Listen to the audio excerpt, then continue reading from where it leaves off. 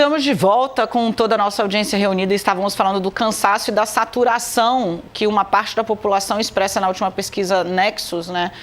Feita a pedido do BTG, divulgada amplamente, né? Saturação com a polarização. O Coach explicou, né? Que acho que de fato, Coach, você encontrou a chave, né? Muitos personagens ou partidos estão sendo tratados como se fossem pessoas às quais o eleitor deve um culto e não cobrar satisfação permanentemente, né? O que é um engano brutal. A gente vai, em seguida, trazer aqui para vocês um caso que acabou com a minha manhã, pela segunda vez consecutiva.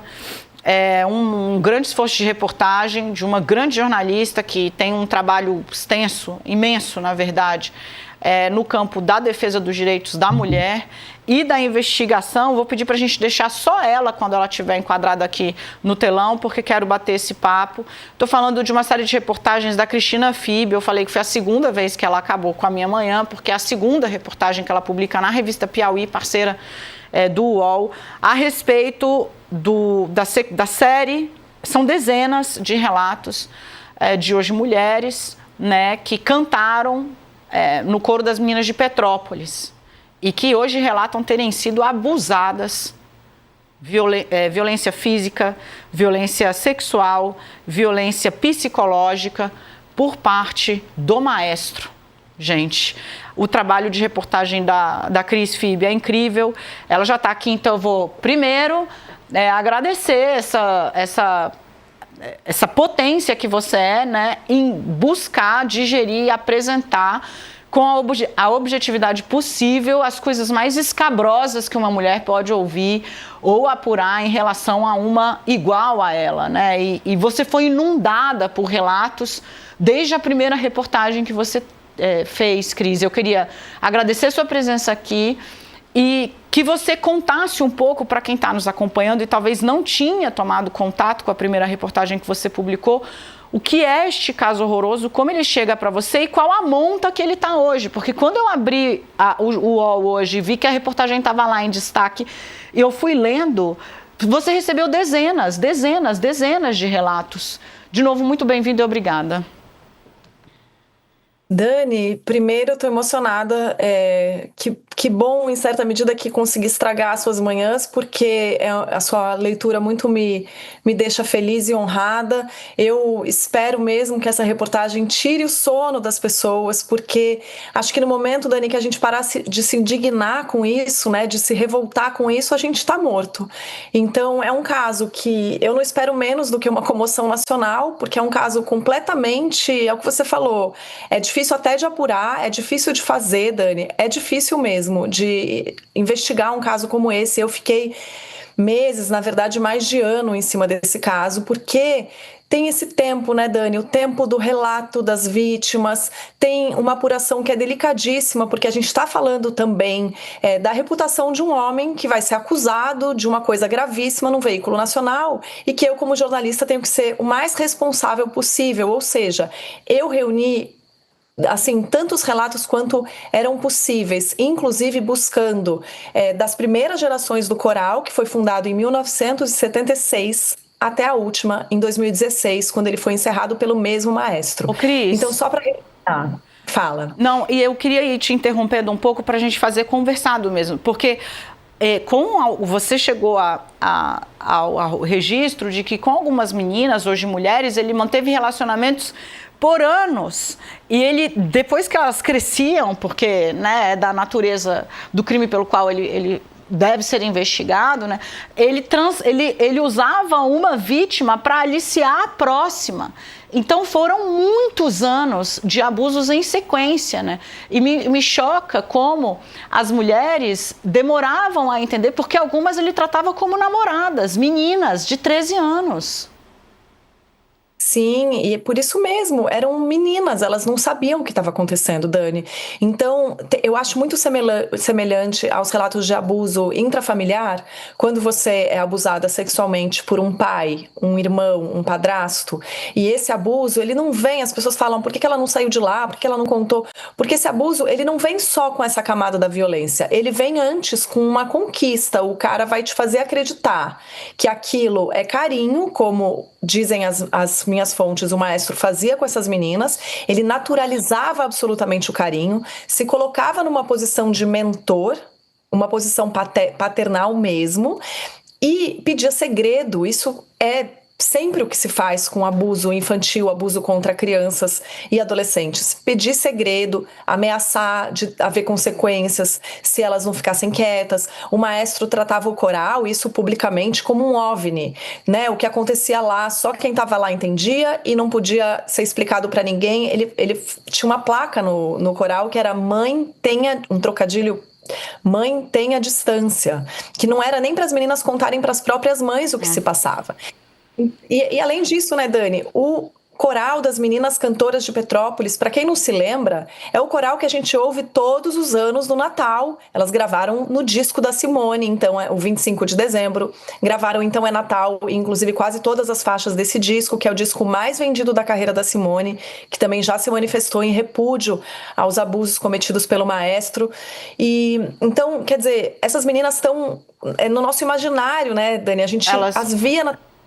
Elas eram presença muito constante na televisão, em especial no dia mais nobre do entretenimento, que é o domingo, né?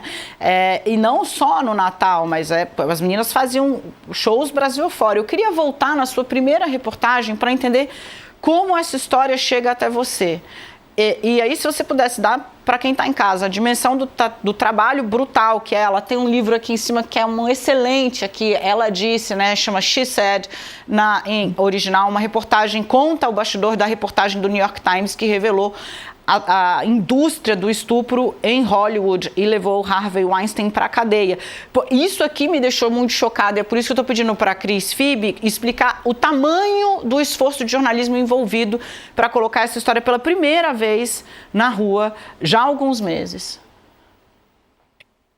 Dani, obrigada. Eu adoro esse livro, essa história é muito emblemática da cobertura de violência de gênero, que é uma cobertura, infelizmente, recente, né, Dani? A gente não tem essa experiência recente, assim, da última década, que a gente vem cobrindo sistematicamente casos de violência de gênero. E é uma cobertura muito específica, Dani, porque você sentar para ouvir um trauma de uma mulher não é fazer uma entrevista qualquer, né? Não é cobrir eleição ou cobrir o buraco da rua, cobrir cidades, que você tem, enfim, vai atrás das fontes e vai pressionar. A violência sexual de uma mulher que está se lembrando disso há anos, que está traumatizada, ainda tem sintomas, às vezes, da síndrome pós-traumática, né? Ela carrega isso no corpo dela.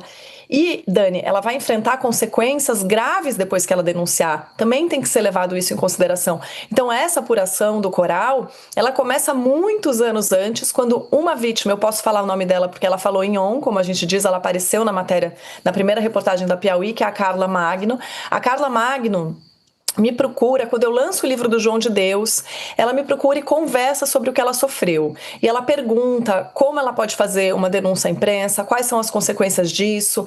E eu, muito abertamente, disse, olha, tem consequência mesmo sair, ainda mais sozinha, dando o seu nome, né? As mulheres têm medo de fazer isso porque elas acabam sendo atacadas. Então, digere, pensa, volta para mim quando você estiver pronta. Se você tiver amigas que também passaram por isso ou que são testemunhas do que você sofreu, me conta, porque a gente faz uma apuração que, né, dê mais estofo, que amplie, que te dê um abrigo ali para você sair com mais segurança. E a Carla me procurou uns 2 anos depois disso, com 8 mulheres. Aí, 8 mulheres, mais ou menos da mesma geração, mas não todas do mesmo grupo, então ali elas fizeram parte do coral entre os anos 90 e o início dos anos 2000. São mulheres que hoje têm de 35 a 45 anos, mais ou menos. Me procuram juntas, organizadas, várias com relatos diferentes, Dani, que elas não faziam nem uma na frente das outras. Depois dessa primeira reunião, eu entrevistei cada uma individualmente para entender a dimensão da história de cada uma. Depois disso, eu fui atrás de outras gerações para ter mais relatos para corroborar. E aí é um trabalho de você, delicadamente, convencer as pessoas que é importante falar sem revitimizá-las, né? Sem fazer com que elas contem o seu trauma e ainda tenha cuidado com a publicação disso depois para que elas se sintam representadas, sem se sentir extremamente expostas, com relatos que elas não tinham feito nem para as próprias famílias.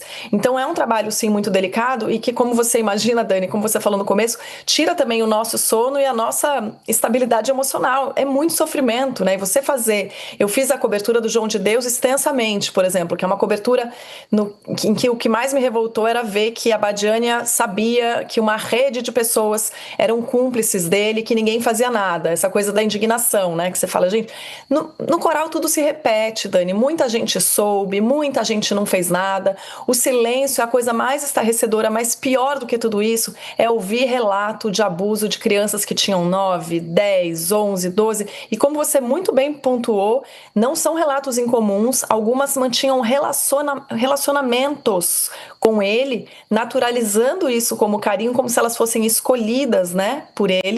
Às vezes as famílias sabiam disso.